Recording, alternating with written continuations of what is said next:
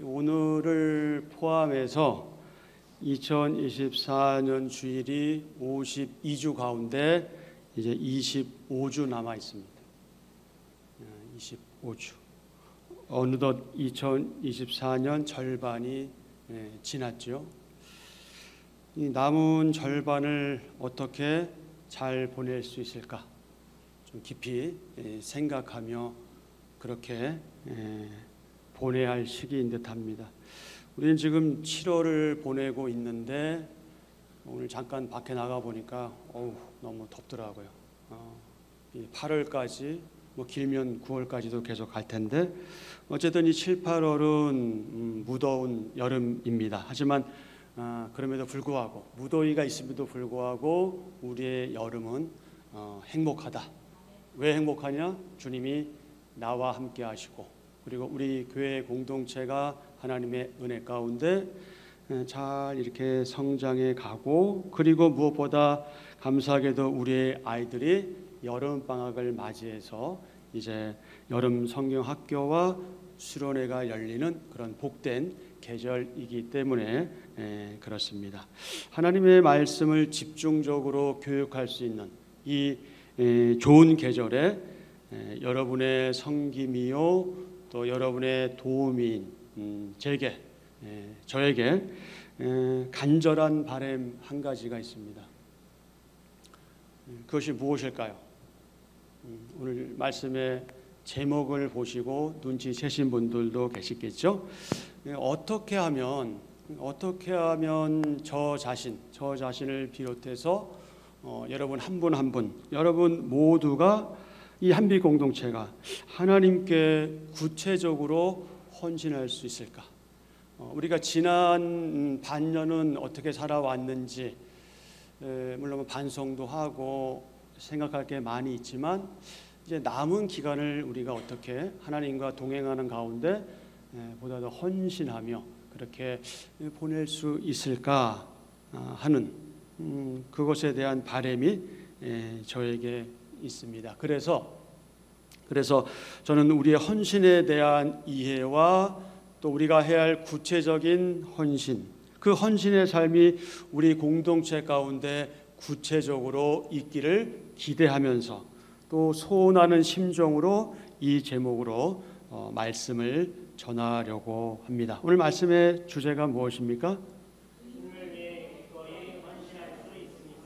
주님을 위해 기꺼이 헌신할 수 있습니까?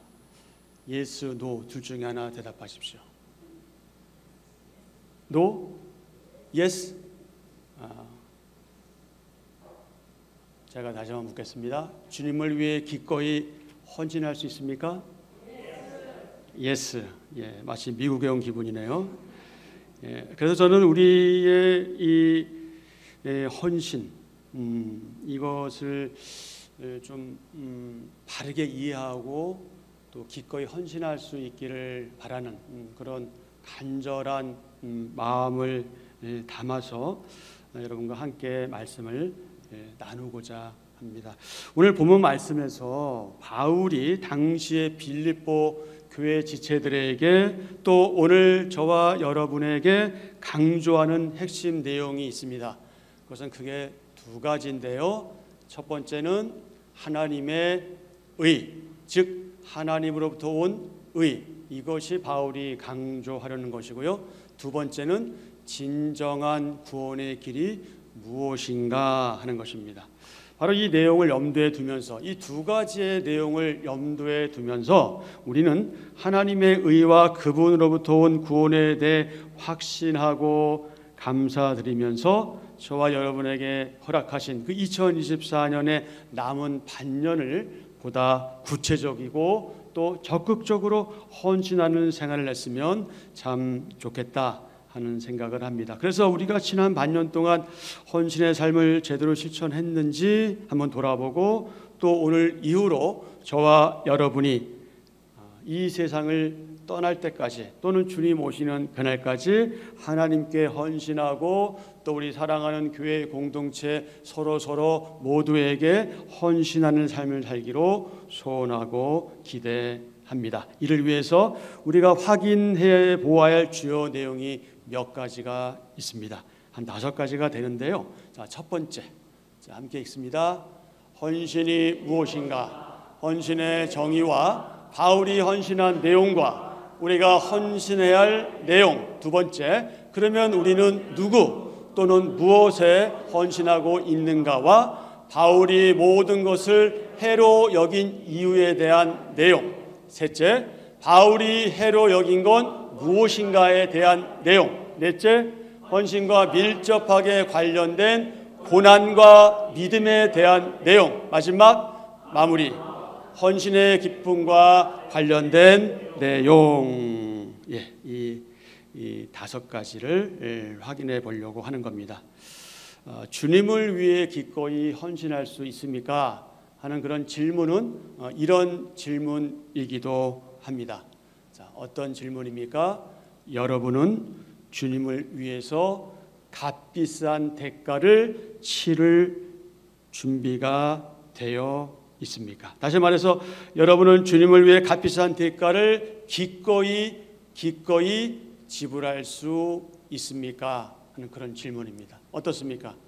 여러분 주님을 위해서 여러분의 값비싼 것을 지불하실 수 있겠습니까? 이 침묵은 무엇을 의미하죠? 당연한 걸 왜 묻냐? 그죠? 신임철 집사님. 네, 그런 줄 믿고 제가 잠깐 속겠습니다.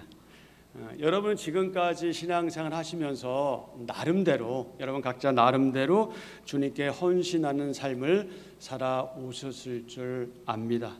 그런데 어떤 지체들에게 솔직히 이 헌신이라는 단어, 용어, 이 말, 헌신이라는 말은 왜 좀 부담스럽고 불편한 용어일 수도 있습니다.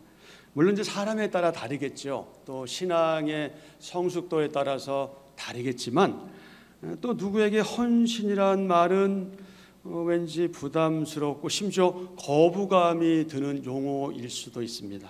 또 누구에게는 참 이상하게도 왠지 모를 일종의 죄책감. 왜 헌신이란 말만 나오면 괜히 마음 가운데 죄책감이 들고 죄의식이 들지도 모르죠. 여러분은 어떠십니까? 여러분은 헌신이라는 말을 들을 때 어떤 생각을 하십니까? 자기 자신만을 중요하게 여기고 마치 자신을 신처럼 그렇게 막 떠받들어야 하는, 떠받들다시피 해야 좋아하는 수많은 비신자들, 말할 것도 없고 하나님의 자녀요 성도로 불리는 그리스도인들조차도 이 헌신이란 말을 듣고 싶어 하자는 분들이 의외로 많이 있는 것 같습니다. 왜 그럴까요? 왜 그럴까요? 아마도 그 이유는요, 헌신하며 살아가는 삶이 너무나 힘들기 때문에, 너무나 부담스럽기 때문에, 그리고 불편하기 때문에. 여러분, 우리가 신앙적으로 하나님께 헌신하는 삶이 생각보다 부담스러운 건 맞아요. 왜냐하면 너무나 좋은 것들을 포기해야 하거든요. 너무나 많은 것들을 포기해야 하거든요. 저는 새벽마다 새벽에 오시는 분들이 너무 사랑스러워요. 그러면서 이런 생각도 해요. 왜 나오지? 이 시간에 왜 나오지? 하는 생각이 들어요. 어찌 보면 저는 목사이기 때문에 의무감 또는 책임감 아니면 새벽 기도를 인도해야 되니까 그렇게 나온다고 하지만 저분들은 이 꼭두 새벽에 왜 나오는 걸까? 이런 생각을 가끔 하면서 너무 소중해요. 너무 소중하고 너무 감사하고 그런 마음이 있어요. 그렇다고 새벽 기도에 못 나오시는 분들 괜히 죄책감을 갖거나 그러실 이유는 없습니다. 그런 의미로 지금 말씀드리는 게 아니라 새벽 시간을 그렇게 사모해서 나오는 몇몇 분들을 보면서 뭐랄까요? 저에게 이제 사명감도 더 넘쳐나고 책임감도 더해지고 그래서 때로 저도 가끔 이거 안 했으면 좋겠다는 생각을 할 때도 있어요. 벌써부터. 그럼 우리 목사님 평생 하셨는데 아이고 이거 조금 하고 제가 벌써 이러니 너무나 엄살이죠. 너무나 제가 엄살을 피우는지 모르겠는데 어쨌든 너무 참 감사합니다. 너무 감사해요. 헌신하며 산다는 것은요 정말 불편해요. 힘들고 또 손해 보는 것처럼 보이잖아요. 손해 보이는 것처럼 보이고 또 당장의 유익이 없어 보이기도 합니다. 여러분, 그렇다면 과연 누가 하나님과 또 교회 공동체, 믿음의 형제 자매인 지체들을 위해서 헌신하기를 원할까요? 누가 과연 그렇게 헌신하기를 원할까요? 게다가 눈에 보이지도 않는 하나님을 위해서 누가 헌신하기를 원할까요? 그래서 여러분께 다시 한번 질문합니다. 여러분은 참으로 무엇보다 먼저 하나님께, 그리고 다음으로 우리가 서로 사랑하는 우리의 지체들, 그들에게 헌신하기로 이미 마음 먹었고 지금 마음 먹고 있으며 계속해서 그 마음을 유지하기를 원하십니까? 아멘. 아멘 안 하셔도 속으로 아멘 하신 분도 있을 줄 압니다. 사랑하는 지체 여러분, 저는 여러분의 영혼 도우미로서 또 돌보미로서 여러분 모두가 이 헌신에 대해서 바르게 이해하고 바르게 알고 깊이 인식하며 더 나아가서 실제로 여러분의 삶에서 남들이 알아주건 알아주지 않건 관계없이 여러분께서 헌신하는 그런 복된 삶을 살아내시기를 기대하고 축복합니다. 또 자신의 삶을 하나님 말씀 앞에서 깊이 점검해 보면서 혹시도 모를, 그럴 리는 없지만 혹시도 모를 내 안에 어떤 야망이나 어떤 욕망이나 그런 것들이 있는지 한번 좀 솔직하게 들여다 볼 수 있기를 또한 기대합니다. 그렇게 함으로써 어떤 긍정적인 대가나 또 부정적인 어떤 고난보다 더 의미 있고 가치 있는 그런 헌신의 목표를 여러분 모두가 발견할 수 있기를 바랍니다. 또한 여러분의 가정과 학교와 직장과 예배당에서 여러분이 사랑하는 그 주님, 그 예수 그리스도, 그분과의 그 깊고도 그 생명력 넘쳐나는 그런 관계로 진일보 더 나아갈 수 있기를 간절히 기대하고 소망합니다. 자, 그러면 여러분 헌신이 무엇일까요? 헌신이 뭐냐 물으면 어떤 사람은 세신의 반대다, 먼저 이렇게 말하는 어리석은 분들도 있는데, 여기서 헌신은 뭐 세신과 반대되는 그런 의미가 아닌 것은 이미 여러분들은 모두가 다 아시죠? 자, 국어사전에서는 헌신을 이렇게 정의하고 있고요. 이게 우리가 이해하는 헌신의 의미예요. 자, 시작.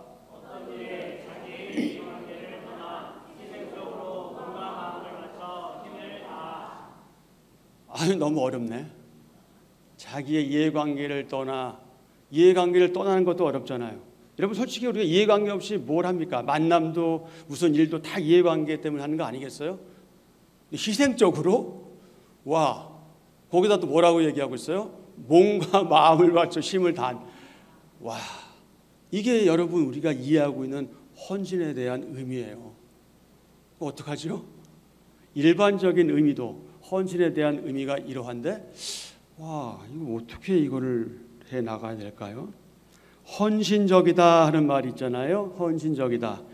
헌신하는 정신으로 일하는 것.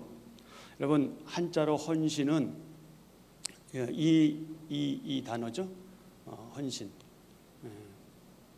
헌, 드린다 하는 헌. 몸은 신. 그래서 헌신. 드리다 몸을 드리다 헌신. 몸을 바쳐 있는 힘을 다하는 것. 이게 뭐라고요? 헌신이다. 구약 성경에서 헌신은요, 손을 채우다, 또 봉헌하다, 받들어서 바치다, 드린다, 그런 의미잖아요. 봉헌하다라는 의미에서 유래되었는데요. 실제로 출애굽기 32장 29절에 의하면 레위 사람들이 여호와께 헌신했습니다. 자, 이 32장 29절 한번 같이 보실까요? 모세가 이르되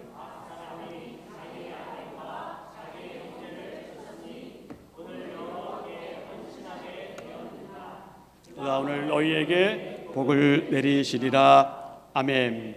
자, 요 말씀이 궁금하신 분들은 출애굽기 32장 29절의 말씀을 돌아가셔서 읽으면 이게 무슨 이야기구나 하는 것을 쉽게 알 수가 있습니다.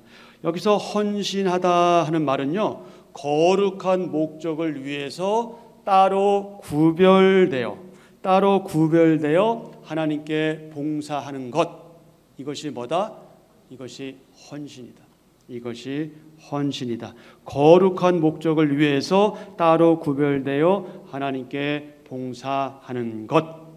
즉 레위 지파가 비록 같은 동족일지라도, 같은 민족 공동체일지라도, 사랑하는 공동체일지라도 금송아지를 섬기고 우상을 숭배한 자들, 그 사람들을 친 것은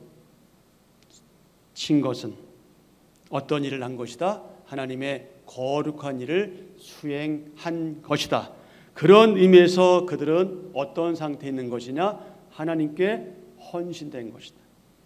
실제로 그 후에 레위 지파는요, 민수기 1장 47절 이하 그리고 3장 5절 이하의 말씀에 보면 하나님께 헌신되어서 제사장들을 돕고 성막을 관리하는 일을 맡았습니다. 출애굽기 32장 29절 중간 구절을 보면 오늘 여호와께 헌신하게 되었다 하는 구절, 우리가 이미 읽었죠. 그 구절, 그 말씀 이렇게도 번역되었습니다. 우리가 세 가지의 성경 버전으로 한번 보겠습니다. 먼저 개정판 현대어 성경, 여러분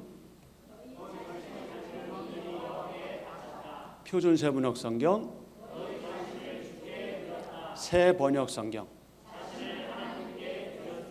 공통적인 게 뭐예요? 헌신하게 됐다는, 헌신했다는 것을 지금 이렇게 번역하고 있는 겁니다. 구약 성경에서 헌신은 하나님과 화친하고 하나님과 화목하고 그분의 은혜와 죄 사함을 받기 위해서 하나님께 바쳐지는 생물, 그것을 희생이라고 말하는데, 하나님을 위해 자기 자신을 뭐하는 것이다? 그야말로 희생하는 것이다. 그게 뭐다? 그게 헌신이다. 그러니 여러분, 쉬워요, 안 쉬워요? 쉽지 않죠. 쉽지 않아요. 그러니 다들 적극적으로 헌신하고 싶겠어요? 그러지 않겠어요? 근데 여러분은 그런데 저는 좀 안 그런 것 같아요. 이게 보통 일이 아닌 거예요. 이게 자기를 희생하며 뭐 하나님께 또는 이웃에게, 지체들에게, 사람들에게 헌신한다는 것, 그건 너무나 어려운 일이에요. 누가 희생하기를 원하겠습니까? 하지만 우리는 그 일을 해야 하는 사람들입니다. 그러므로 우리 한번 같이 하시죠. 참된 헌신은 하나님과 이웃 사랑을 위한 봉사와 섬김을 최상의 덕으로 삼아 개인적인 요구를 버리고 그 다음 그게 뭐다? 참된 헌신이다. 참된 헌신이다. 한편 그 일반적으로 대부분의 사람들이 이해하고 있는 헌신은 이런 의미가 있죠. 한 가지 목표에 완전히 매진하는 것, 그 목표에 이르는데 방해되는 모든 것을 포기하는 것, 이것도 헌신의 의미이기도 합니다. 특별히 누가 그럴까요? 어떤 사람이 이 헌신의 의미와 적합한 그런 헌신을 할까요? 특별히 운동선수들이 그렇습니다. 운동선수들, 특히 올림픽 경기에 출전하는 운동선수들, 그들은 오직 하나의 목표를 향해 최선을 다해서 그렇게 오랫동안 땀 흘리고 애쓰며 노력하지요. 왜 그럴까요? 하나의 분명한 목적이 있기 때문에 그렇습니다. 그래서 그들은 그 목표에 이르기 위해서 뭐 하는 거예요? 나름대로 헌신하는 것이죠. 목표는 뭘까요? 금메달이겠죠. 근데 저 같으면 동메달만 따도 좋을 텐데, 그러나 대부분 금메달을 원하죠. 어쨌든 메달을 따기 위해서 그들은 그렇게도 그렇게도 오랜 시간 준비하며 나름대로 헌신합니다. 그 메달을 획득하기 위해서 여러분, 우리가 생각하는 것 이상으로 우리는 단지 그들이 경기하는 것이나 또 시상대에 서는 것만 보지만 보이지 않는 그 이면에 그들이 그 목표를 이루기 위해서 얼마나 많은 수고와 땀과 눈물과 그야말로 희생을 하는지 모릅니다. 왜요? 목표가 있기 때문에. 모든 것을 극복하고 인내하면서 자신과 계속해서 싸우죠. 왜냐하면 선두들의 생각, 꿈, 그들의 비전은 온통 한 목표에 집중되어 있기 때문에 그렇습니다. 그 목표가 그들의 모든 대화와 그들의 모든 행동과 그들의 모든 훈련의 중심이 되기 때문이죠. 그리고 그들은 각종 메달과 특히 금메달을 따는 데 있어서 방해되는 요소들은 어떡합니까? 무엇이든 기꺼이 뭐죠? 포기합니다. 포기해요. 가령 술과 담배를 끊거나 금하거나 또 늦게 잠자는 습관을 또 개선하거나 건강하고 규칙적이고 또 절제된 그런 생활을 하지요. 그렇다면 여러분, 운동선수들에게 있어서 그 금메달을 따는, 그 메달을 딸 수 있게 하는 핵심 조건이 무엇일까요? 그들이 금메달을 딸 수 있게 하는 핵심 조건, 그것은 물론 달란트, 은사, 재능, 노력 등이 남달라야 하지요. 그것은 뭐 당연합니다. 당연합니다. 아주 당연하죠. 아주 당연한 일입니다. 여러분, 운동 좋아하시는지 모르겠어요. 저는 운동을 좀 좋아하는 편인데 요즘 운동을 좀 못해서 좀 안타까운데, 운동을 좋아하든 좋아하지 않던 어떤 운동의 목적을 이루기 위해서는 참 많은 것들을 포기하고 많은 것들을 희생해야 되는데, 아까 말씀드린 것처럼 특별히 이 메달권에 들기 위해 쓴 사람들의 그 수고와 땀과 눈물은요, 어떤 말로도 표현할 수가 없겠죠. 그런데 저와 여러분들에게 있어서 금메달은 무엇일까요? 은메달은 무엇일까요? 동메달은 무엇일까요? 오늘 본문 3장 8절에서는요, 그것을 그리스도를 아는 지식으로 말하고 있습니다. 그리스도를 얻는 것을 말하고요, 10절에서는 그리스도의 권능을 아는 것을 말하고 있습니다. 그리고 11절에서는 무엇을 말하고 있습니까? 죽은 자의 부활을 말하고 있습니다. 이게 우리가 목표로 하고 있는, 우리가 쟁취해서 받는 건 아니지만 우리가 그것을 쟁취하기 위해서 애쓰고 노력하고 수고하고 땀 흘리고 눈물 흘려야 하는 우리가 가진 그 목표인 것이죠. 그리고 이것이 바로 바울이 말하는 면류관이요 상급입니다. 그렇다면 여러분, 결국 이 모든 것의 핵심은 무엇입니까? 그것은 한마디로 말해서 그리스도를 아는 지식. 그리스도를 아는 지식. 그러면 여러분은 그분에 대한 지식이 어느 정도입니까? 여러분이 그분에 대한 지식을 어느 정도 가지고 있습니까?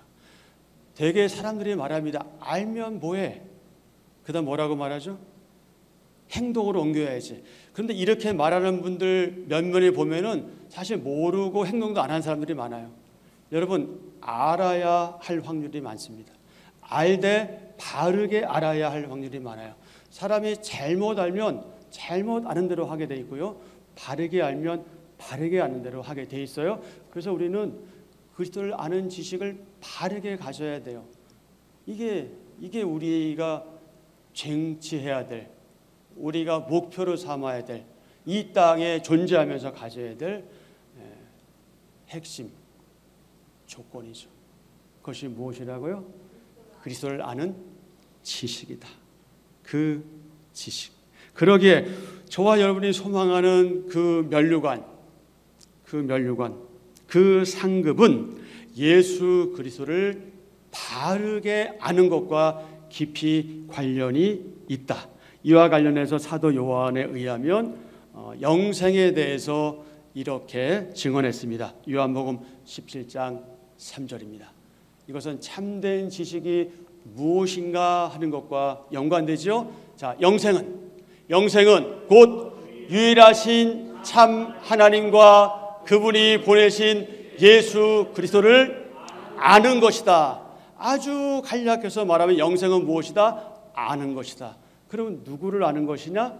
하나님을 알고 예수님을 아는 것이다. 이것이 영생이래요.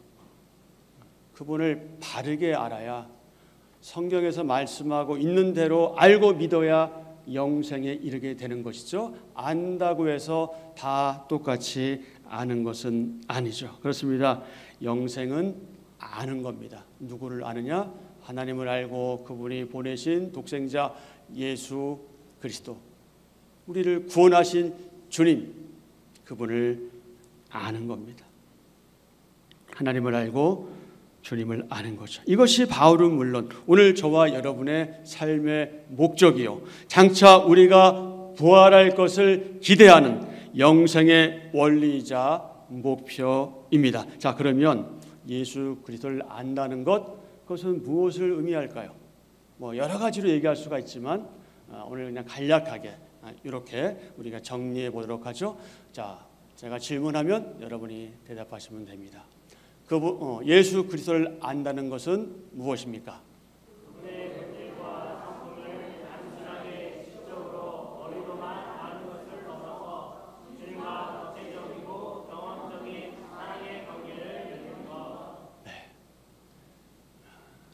우리가 대개 예배당에 나와서는 예수님을 아는 것처럼 착각할 때가 많아요.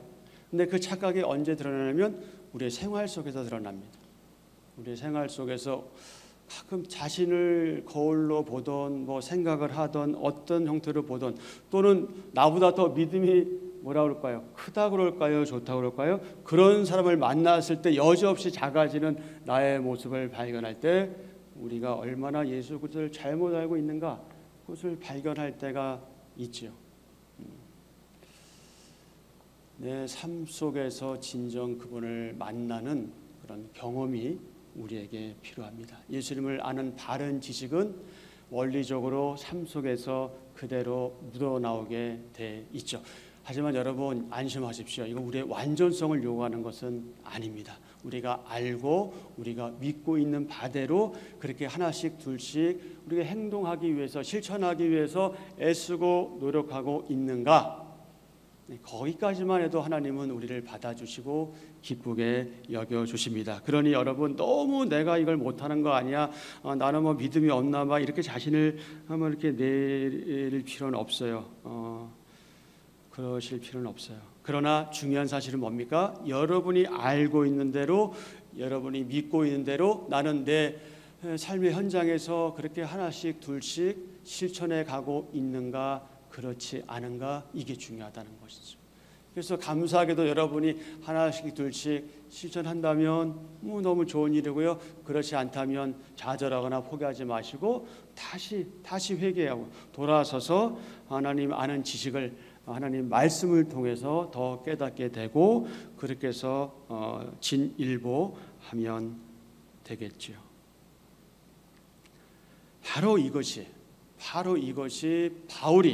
바울이 간절히 바라던 한 가지였습니다. 예수 그리스도와 개인적으로 깊은 교제를 갖는 것. 그것은 뭐냐? 그분을 기쁘시게 하고 그분을 따르고 그분의 말씀에 순종하는 삶으로 자연스럽게 연결되어지는 거죠. 그렇습니다. 이것이 바로 바울의 헌신의 내용입니다. 헌신의 내용. 바울은 먼저 마음을 다하고 뜻을 다하고 성품을 다하고 힘을 다하여 여호와 하나님을 사랑하는 것과 그리고 다음으로 또는 동시에 하나님의 귀한 형상대로 지음받은 사람들을 사랑하는 것, 그것과 연결되어 있죠. 왜 그렇습니까? 하나님을 사랑한다, 우리가 이렇게 말하면서 우리 하나님의 형상대로 지음받은 이웃, 또 지체들, 사람들을 미워할 수 없기 때문에 그렇습니다. 그럴 수 없습니다. 하나님을 사랑한다면 그럴 수 없습니다. 이웃을 사랑하지 않는 상태에서의 헌신은요, 여러분 뭔가 겉으로 볼 때 거뜬히 한 것 같고 사람들은 와, 저 사람 봉사 잘해. 저 사람 열심히야. 저렇게 해야지라는 칭찬을 받을지는 몰라요. 받을지는 모르지만 때때로 그 사람들의 그 칭찬은 곧 언젠가 비난으로 연결되어질 수 있어요. 여러분 그래서 사람의 말에 너무 귀 기울이지 마세요. 사람의 말에 귀 기울일 필요 없습니다. 우리 서로 우리 믿어주고 사랑하는 존재이죠. 믿어주는 거예요. 믿지 않아요. 왜 믿지 않아? 믿을 수 없어요. 우리 서로 믿을 수 없어요. 그만큼 우리가 연약한 사람들이기 때문에 그래요. 나도 나를 못 믿는데. 여러분 자신을 믿습니까? 저는 저 자신을 못 믿겠어요. 저의 그 변덕스러움을 저는 못 믿겠어요. 저의 그 오만 가지 생각에 의해서 행동하는 그 저의 연약함을 저는 못 믿겠어요. 여러분은 어떤지 모르겠지만. 그래서 우리 서로는 믿어주기도 하지만 우리는 더 뭐 해야 되는 존재들이다. 우리는 서로 사랑해야 된다. 좀 감싸주자. 좀 감싸주고 가고 좀 잘하면 좀 잘한다고 말해주자. 예? 못하는 것만 가지고 왜 넌 못하니 이러지 마시고 그럼 너는 잘하니 그럼 뭐라고 대답할 거냐고. 답답한 일이에요, 여러분. 이거는 정말. 예? 그러니까 자꾸 보이는 것 가지고 그러지 마시고 그냥 잘하면 참 이쁘다, 잘한다. 그러면서 선한 욕심을 가지세요. 나도 저렇게 잘하고 싶다. 왜 그걸 가지고 그냥 자꾸 힘들게 그러는지 모르겠어요. 제가 살아온 인생 동안 그런 분들을 너무 많이 봤어요. 제가 잘하는 게 별로 없는데 왜 자꾸 저를 시기하는지 모르겠어요. 그냥 웃자고 한 소리예요, 여러분. 하나님은 저와 여러분을 무조건적으로 정말 조건 없이 뭔가 바라는 게 없으셨잖아요. 그리고 완전하게 그리고 영원토록 깊고 넓은 교제를 나누기를 원하셔요.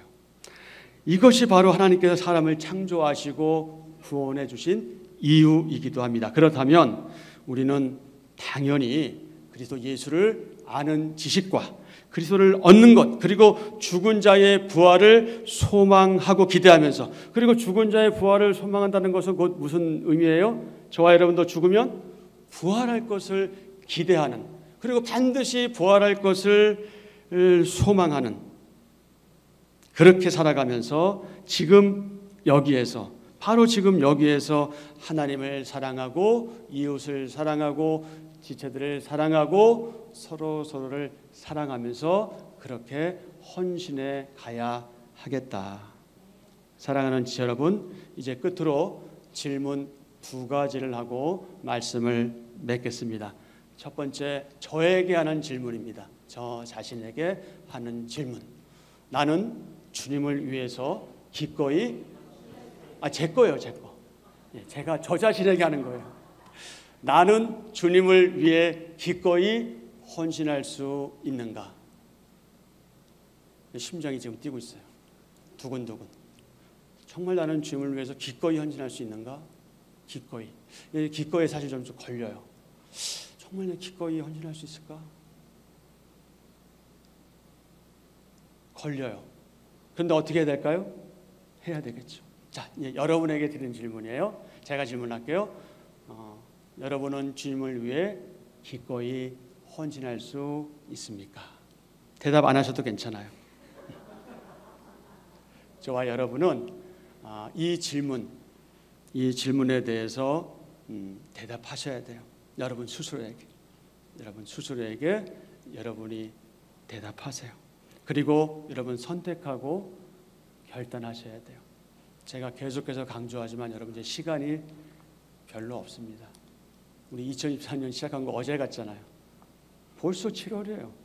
금방 12월 될 겁니다. 금방 1년 지나고 금방 10년 지나고 우리 하나님 앞에 서야 될 때가 올 거예요. 그래서 아직 감사하게도 우리에게 기회가 있을 때